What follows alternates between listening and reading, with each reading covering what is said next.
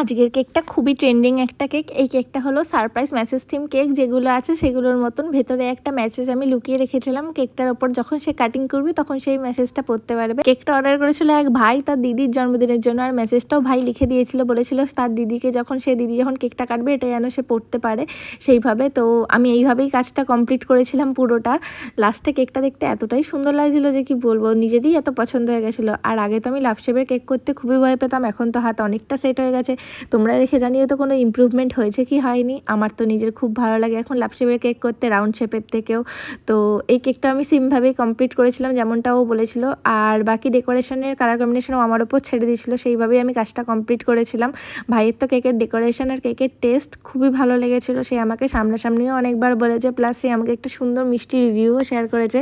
তোমরা দেখো কেকের লাস্ট লুকটা, যদি কালার কম্বিনেশন বা লুকটা ভালো লেগে থাকে তাহলে ভিডিওটাকে একটা লাইক আর চ্যানেলটাকে সাবস্ক্রাইব করে দিও। আমি নতুন নতুন ভিডিও নিয়ে তোমাদের সাথে